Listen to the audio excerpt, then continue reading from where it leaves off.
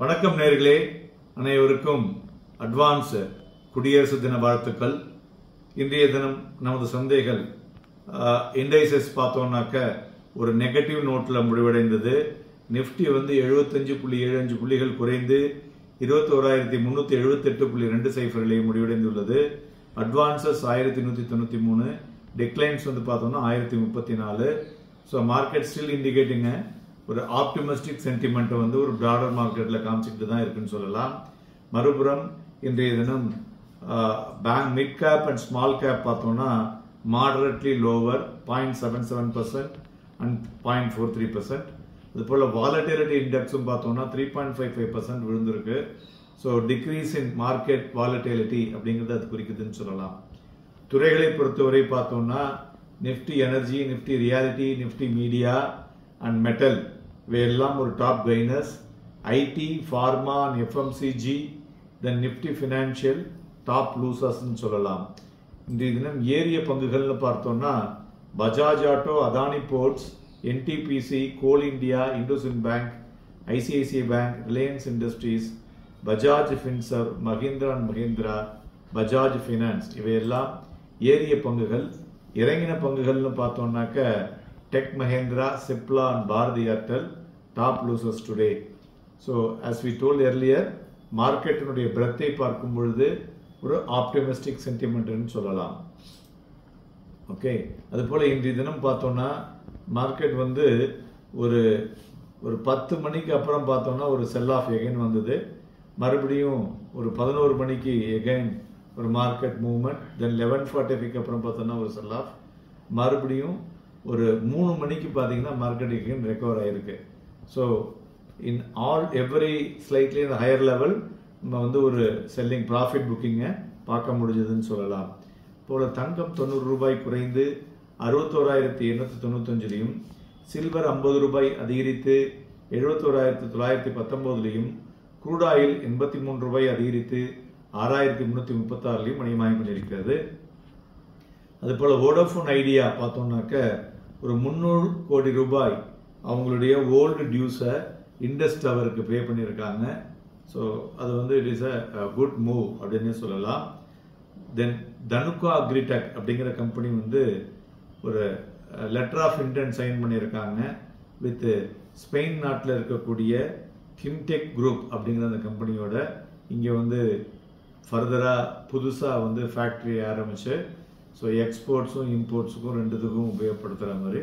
So அதனால் அந்த பங்குகள்லையும் momentum இருக்கக்கூடும் என்று எதிர்பார்க்கலாம். அதுபோல் டிப்ஸ் இண்டஸ்ட்ரீஸ் அந்த கம்பெனியை பார்த்தீங்கன்னா நல்ல ஒரு அருமையான ப்ராஃபிட்டை காமிச்சிருக்காங்க. கிட்டத்தட்ட 75% நெட் ப்ராஃபிட் க்ரோத். ஸோ அதனால் அந்த பங்குகள்லையும் மொமெண்டம் இருக்கக்கூடும் என்று எதிர்பார்க்கலாம்.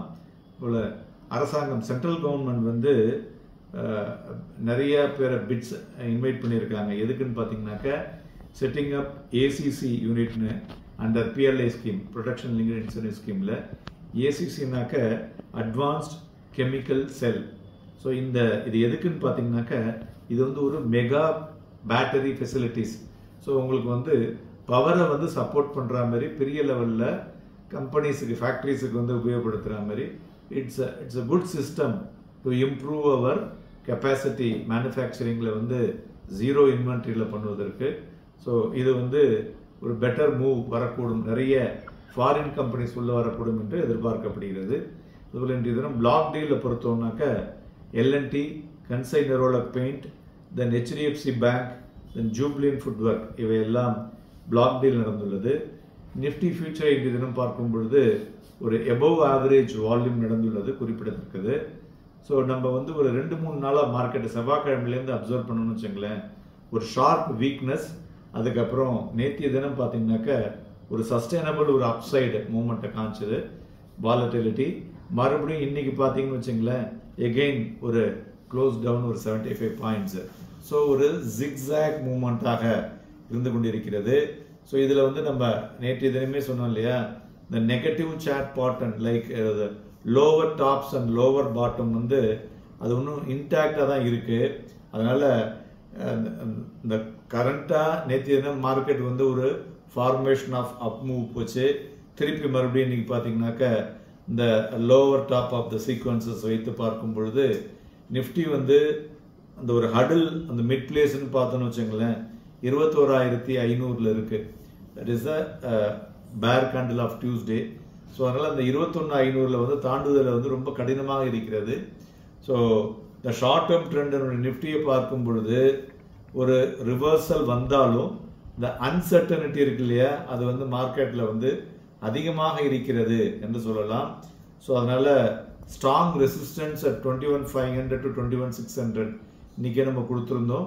நிஃப்டியில் ஓப்பன் இன்ட்ரெஸ்ட் இன் காலில் பார்த்தீங்கன்னாக்க 21,600 அதிகமாக இருக்கிறது. அதுபோல் புட்டில் பார்த்தோம்னா 21,200 அதிகமாக இருக்கிறது. ஸோ அதனால் மார்க்கெட்டினுடைய இம்மீடியட் சப்போர்ட்னு பார்க்கும் பொழுது 21,220 இருக்கக்கூடும். நேயர்களே, அடுத்த 3 தினங்களும் நமக்கு வந்து சிறப்பு பதிவுகளாக தான் வர இருக்கிறது. நம்ம நிறைய விஷயங்களை பற்றி பேச போகிறோம். நம்மளோடு இணைந்தீர்கள். அனைவருக்கும் நன்றி, வணக்கம்.